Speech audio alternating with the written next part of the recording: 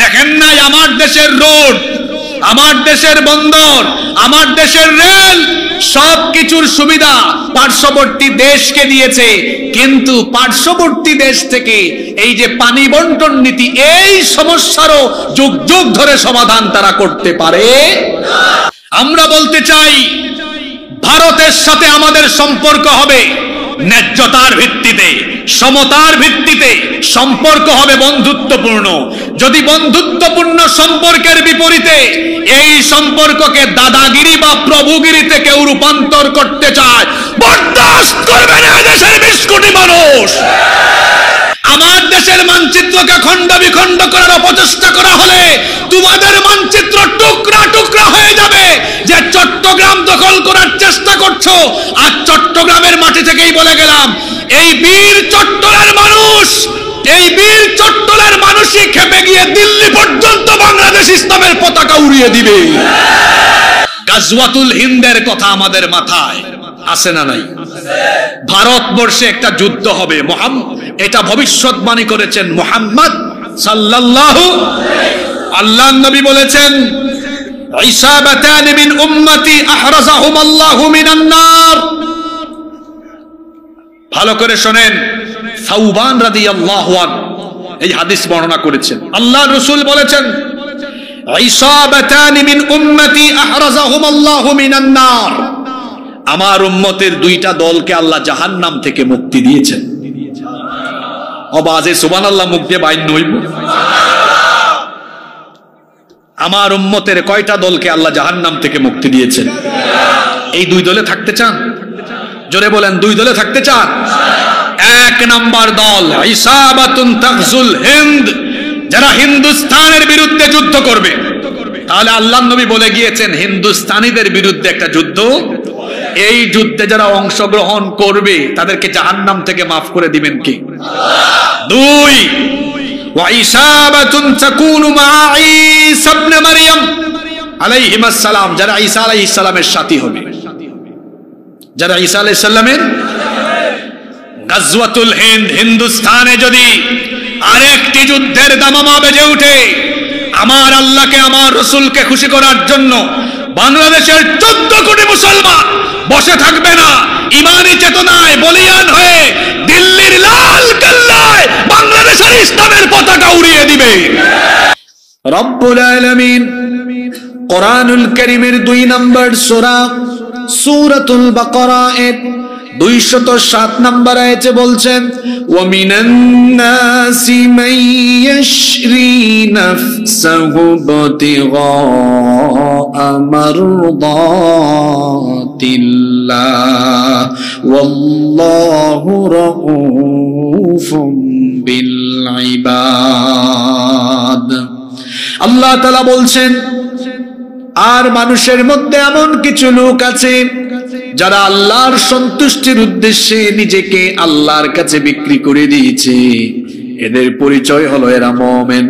মুমিনরা আল্লাহর সন্তুষ্টির জন্য তার জান এবং মালকে যার কাছে বিক্রি করে দিয়েছে, পুরুষোচিত কণ্ঠে জবাব দিয়ে সবাই বলেন তিনি কে? এক শ্রেণীর মানুষ যারা তাদের জান মাল আল্লাহর কাছে বিক্রি করেছে তারা মুমিন। আর এই দুনিয়াতে আরো এক শ্রেণীর মানুষ আছে যারা তাদের জান আর মাল আল্লাহর কাছে বিক্রি করতে পারেনি। আমরা জানতে চাইলাম আল্লাহ তাদের পরিচয় কি, তাদের পরিচয় আমাদেরকে জানিয়ে দেন। কোরআনে কারীমের 2 নম্বর সূরা সূরাতুল বাকারা এর 175 নম্বর আয়াতে আল্লাহ তাদের পরিচয় দিচ্ছেন, উলাইকাল্লাযীনা ইশতারাবু الضلالة بالهدى والعذاب بالمغفرة فما أصبرهم على النار। আল্লাহ তাআলা বলছেন, যারা তাদের জান এবং মাল আল্লাহর কাছে বিক্রি করতে পারেনি, এদের পরিচয় হলো তারা হেদায়াতের পরিবর্তে গুমরাহি ক্রয় করে নিয়েছে। তারা ঈমান এনে জানমাল আল্লাহর কাছে বিক্রি করে আল্লাহর ক্ষমা পাওয়ার পরিবর্তে আল্লাহর আযাবকে তারা চুজ করে নিয়েছে। কোরআনে কারীমের 2 নম্বর সূরা সূরাতুল বাকারা এর 86 নম্বর আয়াতে আল্লাহ এদের পরিচয় এভাবে দিচ্ছেন, উলাইকাল্লাযীনা ইশতারাউল হায়াতাদ দুনিয়া বিল আখিরাহ ফালা ইউখাফফাফু আনহুমুল আযাবু ওয়ালা হুম ইউনসারুন। আল্লাহ তাআলা বলছেন, যারা তাদের জান এবং মাল আল্লাহর কাছে বিক্রি করতে পারেনি, তাদের পরিচয় হলো এরা আখিরাতের পরিবর্তে দুনিয়ার জীবনকে ক্রয় করে নিয়েছে। আখিরাতের চাইতে তারা দুনিয়াকে প্রাধান্য দিয়েছে। অথচ একজন মুমিন দুনিয়ার চাইতে আখিরাতকে প্রাধান্য দিবে, কারণ মুমিনের কাছে দুনিয়া উত্তম না আখিরাত উত্তম। আল্লাহ তাআলা বলছেন, বাল তুসিরুনাল হায়াতাদ দুনিয়া ওয়াল আখিরাতু খায়রুন ওয়া আবকা। তোমরা দুনিয়াকে প্রাধান্য দাও, অথচ আখিরাত হলো তোমাদের চাইতে আরো উত্তম। যারা নিজেদের জান এবং মাল শয়তানের কাছে কিংবা তাগুতি পথে উৎসর্গ করেছে, তাদের পরিচয় হলো এরা আখিরাতের চাইতে দুনিয়ার জীবনকে প্রাধান্য দিয়ে দুনিয়ার গোমরাহি তারা ক্রয় করে নিয়েছে। আর মুমিনের পরিচয় হলো সে আল্লাহর সন্তুষ্টির জন্য, আল্লাহর জান্নাতের জন্য তার জান এবং মালকে যার কাছে বিক্রি করে দিয়েছে। গলার আওয়াজ বড় করে সবাই বলেন, তিনি কে? এজন্য আল্লাহ সূরা তাওবা এই 111 নম্বর আয়াত শুরু করলেন এভাবে, মুমিন তো হলো সে যে তার জানমাল আল্লাহর কাছে বিক্রি করেছে। ইন্নাল্লাহা আশতারা মিনাল মুমিনিনা আনফুসাহুম ওয়া আমওয়ালাহুম, নিশ্চয়ই আল্লাহ মুমিনদের কাছ থেকে তাদের জান আর মালকে, জোরে বলেন। এখন আপনারা সবাই বলেন, শেষবারের মতো প্রশ্ন করছি, আমরা মুমিন না অন্য কিছু? জোরে বলেন, মুমিন না অন্য কিছু? তাহলে আপনাদের জান আর মাল বিক্রি করে দিয়েছেন কার কাছে? What do you mean by selling system? আপনি এই বিক্রি করা বলতে কি বুঝেন? আজকে এই কথা বুঝেন ভালো করে। এই যে আমার হাতে মোবাইল, এটা স্যামসাং, তো স্যামসাং কোম্পানি আমার কাছে বিক্রি করেছে। বিক্রি করার পরে এই মোবাইল কি এখন তাদের ইচ্ছায় চলে না আমি কিনছি আমার ইচ্ছায় চলে? আমার ইচ্ছায় চলছে। আমার যখন ইচ্ছা ফেসবুক চালাই, যখন ইচ্ছা কাউকে ফোন করি, যখন ইচ্ছা কাউকে টেক্সট করি, যখন ইচ্ছা ইউটিউবে ঢুকি। অর্থাৎ এই মোবাইল আমার কাছে বিক্রি করে দেওয়ার পর আমি ক্রেতা, আমি কাস্টমার হিসাবে, ক্রেতা হিসাবে যখন কিনলাম, এটার মালিক আমি হয়ে গেলাম। তখন এটা কার ইচ্ছায় চলবে? তাহলে কোন জিনিস যখন বিক্রি হয়, যিনি কিনেন কাস্টমার, ক্রেতা, তখন ওই পণ্য আর বিক্রেতার ইচ্ছা মতো চলে না, চলে কার ইচ্ছা মতো? জি, কথা কি বেশি কঠিন হয়ে যাচ্ছে নাকি? বাজি মহিদে মুখ দিয়ে হতা বাই নইব, তো কথা বলছেন না কেন? আমি তো ভালো করে বুঝাই বলছি। একটা মোবাইল ফোন আপনি কিনলেন, আপনি কাস্টমার, কেনার পরে বিক্রেতার কথায় চলে না ক্রেতার কথায় চলে? জোরে বলেন। আপনার জান এবং মাল মুমিন হতে হলে বিক্রি করতে হবে কার কাছে? তাহলে আপনারা বিক্রেতা না ক্রেতা? জোরে বলেন, জোরে বলছি না। দুর্বল জাতের ইমানদার আমি দেখতে পারি না। তা আপনারা বিক্রেতা না ক্রেতা? তো মোবাইল যদি আমি কাস্টমার হয়ে কেনার পর আমার কথাই চলে, তাহলে আপনার জানমাল মুমিন হতে হলে বিক্রি করে দিয়েছেন। এখন বলেন, আপনি মিছিল করেন, মিটিং করেন, রক্ত, ঘাম, জীবন, এগুলো কি আপনার ইচ্ছায় চলবে না আল্লাহর ইচ্ছায় চলবে? তো আল্লাহর ইচ্ছায় যদি চলে, আপনি তো কিছুক্ষণ আপেলের মিছিলে দৌড়ান, কিছুক্ষণ ফুটবলের মিছিলে দৌড়ান, কিছুক্ষণ তাগুতের সাথে দৌড়ান। যে ব্যক্তি বলে আমি মুমিন আর বাস্তব জীবনে সে আল্লাহর ইচ্ছায় জানমাল প্রতিফলিত করে না, সে মুমিন হতে পারে না, সে ব্যক্তি খাঁটি মুনাফিক। মোমেন হতে হলে আপনার জানমাল আপনার ইচ্ছায় চলবে না। ওই যে বললাম ক্রেতা বিক্রেতা দিয়া বুঝাই দিলাম, কোন জিনিস কিনে ফেললে ওইটা কার ইচ্ছায় পরিচালিত হয়? ক্রেতার ইচ্ছায় পরিচালিত হয়। এখানে আল্লাহ তাআলা আল্লাহর উপরে বান্দার ঈমান আনয়নের বিষয়টিকে ব্যবসায়িক সওদার সাথে উপমা দিয়েছেন, তুলনা করেছেন। ব্যবসায় ক্রেতাও থাকে, বিক্রেতাও থাকে, পণ্যও থাকে, বিনিময়ও থাকে। আপনি যে কোনো বিজনেস করলে ক্রেতা বিক্রেতা থাকবে না? একজন লোক তিনি বিক্রেতা, উনি কাস্টমারের কাছে বিক্রি করেন, আরেকজন থাকে ক্রেতা। আর ক্রেতা বিক্রেতার মধ্যে এই যে ক্রয় বিক্রি হয়, এটা একটা পণ্য কি হয়? বিক্রি হয়। আর বিনিময় হিসাবে, যেমন আমাদের দেশে বিনিময়ের মাধ্যম মুদ্রার নাম কি? জোরে বলেন। কোন দেশে টাকা, কোন দেশে ইউরো, কোন দেশে পাউন্ড, কোন দেশে ডলার। এক এক দেশের এক এক জাতের মুদ্রা আছে। তাহলে বোঝা গেল ব্যবসায় ক্রেতাও থাকে, বিক্রেতাও থাকে, পণ্যও থাকে, বিনিময়ও থাকে। এই আয়াতে যে আল্লাহ আর আমাদের মধ্যে আল্লাহ বলছেন যে এখানে ক্রয় বিক্রয়ের সম্পর্ক তোমার সাথে আমার, তো দেখি তো এখানে সব আছে কিনা। এখানে আল্লাহ বলছেন জান মাল তোমাদের, যদিও জানমালের আসল মালিক আমরা নই, জানমালের আসল মালিক কি? কিন্তু আল্লাহ আপনাকে ফ্রিডম অফ চয়েস দিয়েছেন, অর্থাৎ ইচ্ছার স্বাধীনতা দিয়েছেন। এই ইচ্ছার স্বাধীনতা পাওয়ার পরেও যারা আনুগত্যশীল মোমেন হয়ে জানমাল আল্লাহর কাছে সঁপে দেয়, বিক্রি করে দেয়, তারা হলো খাঁটি মোমেন। আর যে ব্যক্তি ইচ্ছার স্বাধীনতা পেয়ে যা মন চায় তাই করে, সে আল্লাহর অবাধ্য বান্দা, সে নাফরমান, সে কখনো আল্লাহর বাধ্যগত বান্দা হতে পারে না। তাহলে আমার আর আল্লাহর, আমাদের আর আল্লাহর মধ্যে ঈমানের এই বিষয়টি হলো একটা ব্যবসা। এটা হলো একটা ব্যবসা। কিরকম? সেখানে জান এবং মাল হলো পণ্য, প্রোডাক্ট।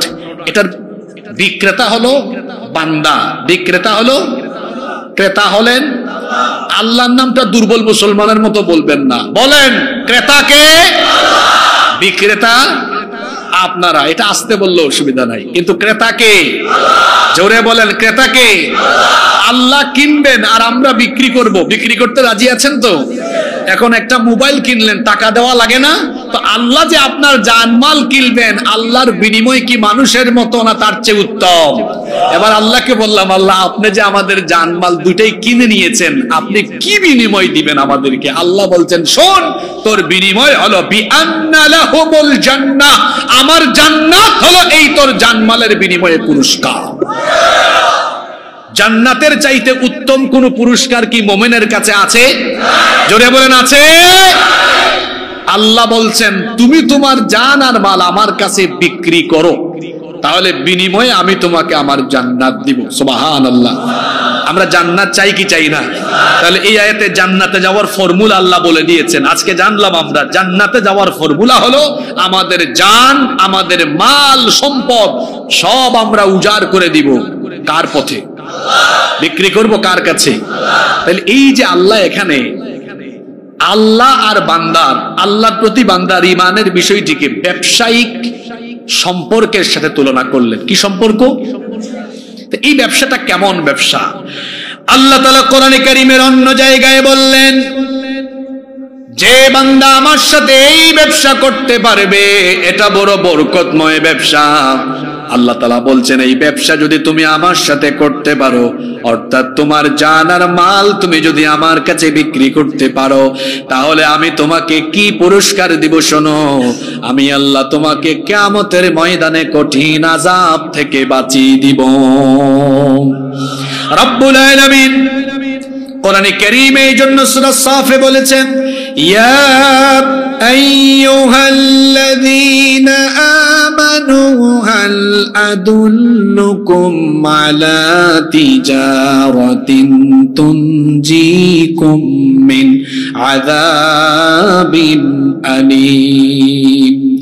হে ঈমানদারেরা, আমি কি তোমাদেরকে এমন একটি ব্যবসার সন্ধান দিব না যে ব্যবসা করলে পরে যে ব্যবসার সাথে সম্পৃক্ত হলে পরে তোমাদেরকে জাহান্নামের কঠিন আযাব থেকে বাঁচিয়ে দেওয়া হবে, সেই ব্যবসাটা হলো তুমিনুনা বিল্লাহি ওয়া রাসূলিহি ওয়া তুজাহিদুনা ফি সাবিলিল্লাহি বিআমওয়ালিকুম ওয়া আনফুসিকুম যালিকুম খায়রুল লাকুম ইন কুনতুম তা'লামুন। সেই ব্যবসা হলো তোমরা আল্লাহ এবং তার রাসূলের উপর ঈমান আনবে। আল্লাহ এবং তার রাসূলের উপরে ঈমান এনে তোমাদেরকে যে জান আর মাল দেওয়া হয়েছে, সেই জান আর মাল দিয়ে আল্লাহর পথে, আল্লাহর জমিনে আল্লাহর দ্বীন কায়েমের জন্য প্রাণান্তকর সংগ্রাম করবে, প্রাণান্তকর প্রচেষ্টা করবে। তোমরা তোমাদের জান এবং মাল দিয়ে আল্লাহর পথে জিহাদ করবে। এই ব্যবসা হলো তোমাদের জন্য উত্তম ব্যবসা। এই ব্যবসা যদি তোমরা করতে পারো, তাহলে আমি আল্লাহ আমার তরফ থেকে তোমাদেরকে 3টা পুরস্কার দিব।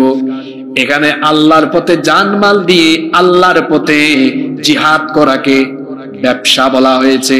জোরে বলেন, কি বলা হয়েছে? এটা কেন বললাম? মাঝে মাঝে আপনারা ফেরাউনের দলের গালি শুনে মন খারাপ করেন, দেখেন না, ওরা মাঝে মাঝে আমরা যারা দিন কায়েমের কথা বলি, আন্দোলন করি, আমাদেরকে বলে ধর্ম। বলেন ধর্ম খারাপ কিছু বলছে নাকি? জোরে বলেন, খারাপ কিছু বলছে? আরে এখানে তো আল্লাহ তাআলা জান আর মাল দিয়ে আল্লাহর পথে লড়াই করাকে আল্লাহ উত্তম ব্যবসা বলেছেন। আল্লাহু আকবার। আমাদেরকে যারা ধর্ম ব্যবসায়ী বলে, ওরা হলো চেতনা ব্যবসায়ী। ওরা কি ব্যবসায়ী? কিসের চেতনা? স্বাধীনতার চেতনা। মূলত একটা জাতির সাথে একটা ধোঁকা, একটা প্রতারণা। ওরা স্বাধীনতার চেতনার ট্যাবলেট মানুষকে গিলায়া খাওয়ায়া, স্বাধীনতার চেতনার কথা বলে বলে বাংলাদেশের স্বাধীনতার সার্বভৌমত্বকে পার্শ্ববর্তী দেশের হাতে সুপর্দ করে তারা এই বাংলাদেশকে ভারতের অঙ্গরাজ্য পরিণত করতে চেয়েছে। তারা স্বাধীনতার চেতনার কথা বললেও তারা আসলে এই দেশের স্বাধীনতার জন্য ভয়ঙ্কর রকমের হুমকি ছিল। দেখেন নাই আমার দেশের রোড, আমার দেশের বন্দর, আমার দেশের রেল, সবকিছুর সুবিধা পার্শ্ববর্তী দেশকে দিয়েছে, কিন্তু পার্শ্ববর্তী দেশ থেকে এই যে পানি বন্টন নীতি, এই সমস্যারও যুগ যুগ ধরে সমাধান তারা করতে পারে। আমি সিলেটি ভাষায় এই জন্য ওদের নাম দিয়েছি আনিস মিয়া। আমাদের সিলেটে আঞ্চলিক ভাষায় বলে, কারো কাছ থেকে কোনো জিনিস আনতে হলে বলে তুই এটা আনিস। আপনারা কি বলেন চট্টগ্রামের ভাষায়? হ্যাঁ, আপনারা আনিস বলেন। ওদের নাম আমি দিয়েছি আনিস মিয়া, অর্থাৎ ওরা সব নিবে, আপনাকে কিছু। আমরা বলতে চাই ভারতের সাথে আমাদের সম্পর্ক হবে ন্যায্যতার ভিত্তিতে, সমতার ভিত্তিতে সম্পর্ক হবে বন্ধুত্বপূর্ণ। যদি বন্ধুত্বপূর্ণ সম্পর্কের বিপরীতে এই সম্পর্ককে দাদাগিরি বা প্রভুগিরিতে কেউ রূপান্তর করতে চায়, বরদাস্ত করবে না দেশের 20 কোটি মানুষ। সম্মানিত ভাইয়েরা, আল্লাহ তাআলা এখানে বলছেন এটা হলো বান্দার সাথে আমার উত্তম ব্যবসা, এবং এই ব্যবসা করলে পরে আমি তোমাদেরকে কিয়ামতের দিন কঠিন আযাব থেকে বাঁচিয়ে দিব। সুবহানাল্লাহ বলেন। শুধু তাই নয়, এর সাথে সম্পৃক্ত হলে পরে তোমাদেরকে আমি আরো 3টা পুরস্কার দিব। জোরে বলেন, কয়টা পুরস্কার? সেই পুরস্কারগুলো কি এবার আল্লাহ বলছেন, ইয়াগফির লাকুম যুনুবাকুম ওয়া ইউদখিলকুম জান্নাতিন তাজরি মিন তাহতিহাল আনহার ওয়া মাসাকিন তাইয়িবাতান ফি জান্নাতি আদন যালিকাল ফাওজুল আযীম ওয়া উখরা তুহিব্বুনাহা নাসরুম মিনাল্লাহি ওয়া ফাতহুন করিব ওয়া বাশশিরিল মুমিনিন। তুমি যদি তোমার জান আর মাল আমার কাছে বিক্রি করে দিতে পারো বান্দা, এই ব্যবসার কারণে আমি আল্লাহ তোমাকে যে পুরস্কার দিব, 1 নাম্বার ইয়াগফির লাকুম যুনুবাকুম, তোমার যত গুনাহ আছে তোমার সব গুনাহ আমি আল্লাহ মাফ করে দিব। 1 নম্বরে তুমি আমার ক্ষমা পেয়ে যাবে। 2 নাম্বার হলো ويدخلكم جنات تجري من تحتها الأنهار ومساكن طيبة في جنات عدن। বান্দারে আমি তোমাকে চিরস্থায়ী নিয়ামতের জায়গা সেই জান্নাতে, উত্তম আবাসস্থলে, সেই জান্নাত যে জান্নাতের নিচে ঝর্ণা দ্বারা বহমান আছে, সেই জান্নাতে আমি তোমাকে দাখিল করাবো। 3 নাম্বার পুরস্কার হলো এই যে তুমি জান আর মাল দিয়ে আল্লাহর পথে আল্লাহর ইচ্ছায় সংগ্রাম করো। তোমার স্বপ্ন হলো যাতে করে আল্লাহর তরফ থেকে মদদ এসে, বিজয় এসে, আল্লাহর জমিনে যাতে আল্লাহর দ্বীনের ঝান্ডা উড্ডীয়ন হয়ে যায়। তোমাদের লালিত ধারণ করা এই স্বপ্নের বাস্তবায়ন আমি আল্লাহ ঘটাবো। 3 নাম্বার পুরস্কার, এটা কেউ দুনিয়াতে পাবে, কেউ দুনিয়াতে পাবে না।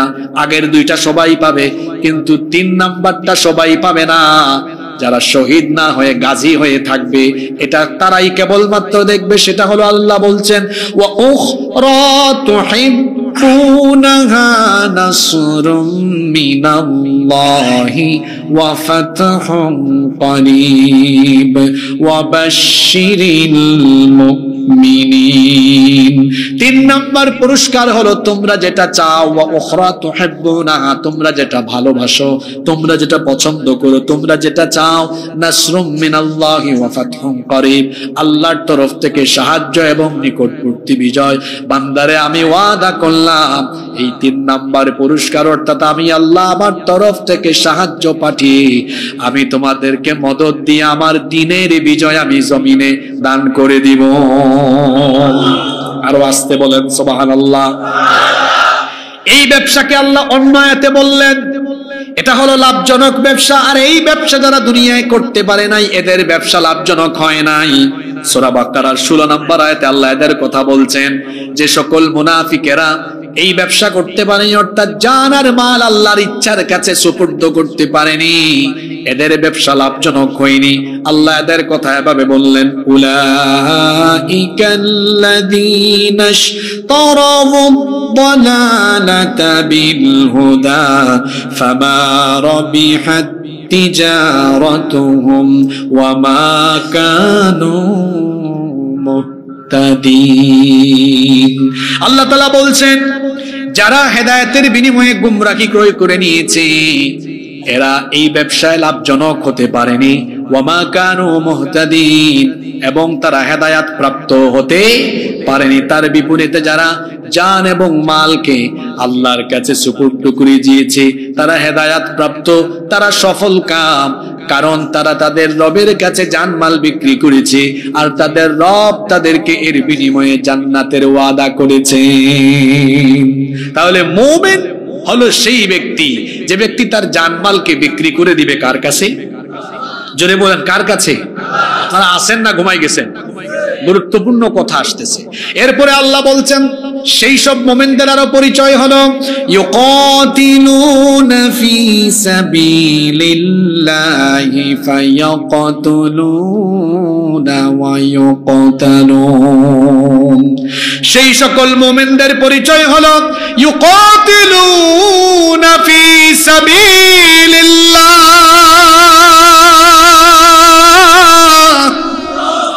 তারা লড়াই করে আল্লাহর পথে। সূরা নিসা এর ৭৪ নম্বর আয়াতে আল্লাহ বলছেন, ফালইউকাতিল ফি সাবিলিল্লাহিল্লাযীনা ইয়াশরুনাল হায়াতাদ দুনিয়া বিল আখিরাহ।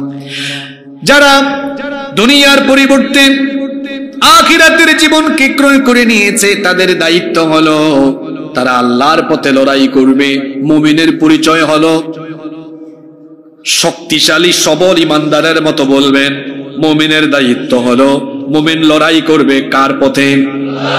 আল্লাহ বলছেন সূরা নিসা এর ৭৬ নম্বর আয়াত, আল্লাযীনা আমানু ইউকাতিলুনা ফি সাবিলিল্লাহ, ঈমানদার যারা আল্লাহর পথে লড়াই করে তারা, আর আল্লাহর পথে লড়াই করে যারা আল্লাহর প্রিয় হলো তারা।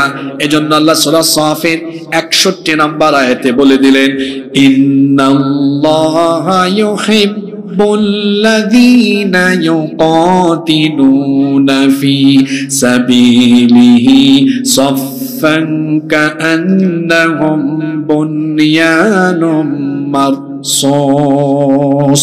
নিশ্চয়ই আল্লাহর পথে সীসা ঢালা প্রাচীরের মতো ঐক্যবদ্ধ হয়ে লড়াই করে যারা আল্লাহর প্রিয় বান্দা হলো তারা।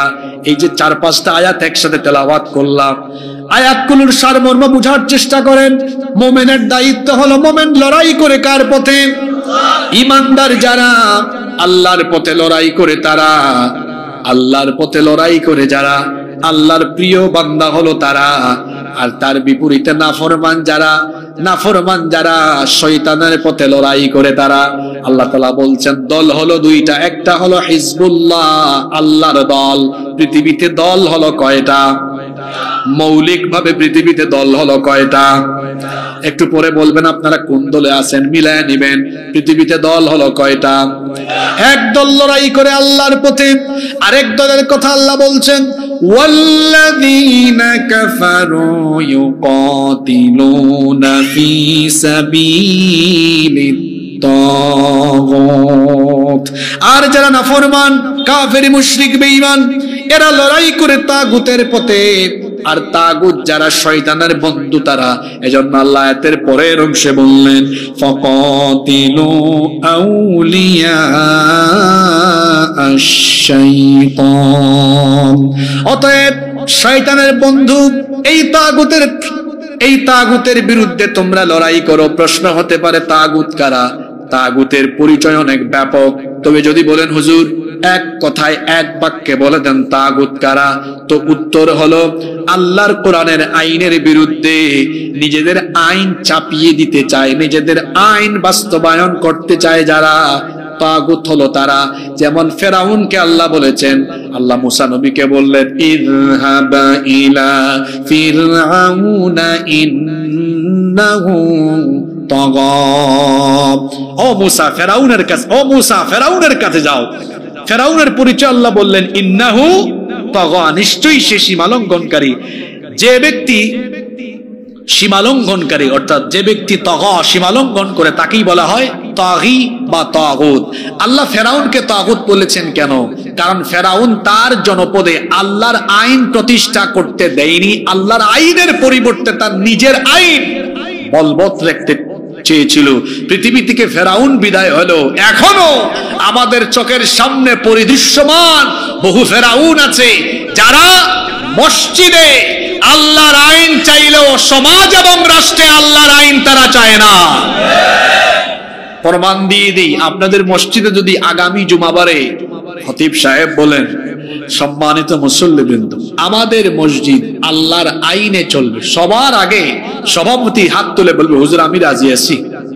সেক্রেটারি, কোষাধ্যক্ষ সবাই বলবে, মুসল্লি বলবে হুজুর আমরা রাজি, আমাদের মসজিদ আল্লাহর আইনের ভিত্তিতে চলুক। হুজুর যদি খুশি হয়ে পরবর্তী পয়েন্টে বলেন যে আল্লাহর আইনে মসজিদ চলবে, আসুন সে আল্লাহর আইনে সমাজ রাষ্ট্র পরিচালনার জন্য সবাই ঐক্যবদ্ধ হই। দেখবেন ওই মসজিদের ভেতরেই মুসলমান নামধারী বহু মুনাফিকের চেহারা মলিন হয়ে গিয়েছে। তাহলে বোঝা গেল মসজিদে সবাই আল্লাহর আইন চাইলেও সমাজ এবং রাষ্ট্রে সবাই আল্লাহর আইন। 5 তারিখে ফেরাউনদের পতনের পর বেশি দিন এখনো হয় নাই, আমার দেশের এক বৃহৎ রাজনৈতিক দলের গুরুত্বপূর্ণ ব্যক্তির বক্তব্য শুনলাম, পত্রিকায় হেডিং হয়ে আসলো, আমরা শরিয়া আইনে বিশ্বাস করি না। আপনি বাংলাদেশের মানুষের সেন্টিমেন্ট এখনো বুঝতে পারেননি। এই দেশে রাজনীতি করতে হলে এদেশের মুসলমানদের আবেগ অনুভূতিকে মূল্যায়ন করে রাজনীতি করতে হবে। আপনার মাথা খারাপ হয়ে গিয়েছে, আপনি দেশের মানুষের পালস এখনো বুঝতে পারেননি, মানুষের সেন্টিমেন্ট বুঝে আপনি কথা বলতে পারেন না। পাগলের প্রলাপ করবেন না, তাহলে বলছিলাম আল্লাহর আইন মসজিদে সবাই চাইলেও সমাজ এবং রাষ্ট্রে আল্লাহর আইন অনেকেই, জোরে বলেন অনেকেই, যারা আল্লাহর আইন সমাজে চায় না এদের পরিচয় হলো এরা তাগুত। জোরে বলেন এরা কারা? জোরে বলেন এরা কারা? এখন ঈমান আনতে হলে আগে তাগুতকে তালাক দিতে হবে। জোরে বলেন তো কি দিতে হবে? তালাক মানে কি? কাটা সম্পর্ক। সম্পর্ক আমি কি এটা বানায় বললাম? আমি তো প্রতিটি কথা বলার সাথে সাথে আয়াত বলছি, সূরা নাম্বার আয়াত নাম্বার বলছি, বাড়ি গিয়ে মিলায় ফেলবেন। আপনি যদি ঈমানদার হতে চান তাহলে তাগুতকে তালাক দিতে হবে, তার সাথে সম্পর্ক কাটআপ করে দিতে হবে, তার সাথে সম্পর্ক ছিন্ন করতে হবে। কোরআনে কারীমের 2 নম্বর সূরা সূরাতুল বাকারা এর 256 নম্বর আয়াত থেকে আল্লাহ বলছেন, ফামান ইয়াকফুর বিত-তাগুত ওয়া ইউমিন বিল্লাহি ফাকাদ ইসতামসাকা বিল উরওয়াতিল ওয়াসকা লা ইনফিসামা লাহা ওয়াল্লাহু সামিউন আলীম। যে ব্যক্তি তাগুতের সাথে কুফরি করবে, তাগুতকে অস্বীকার করবে, তাগুত থেকে মুখ ফিরিয়ে নিবে, তাগুতের সাথে সম্পর্ক ছিন্ন করবে, এরপরে আল্লাহর উপর ঈমান আনবে,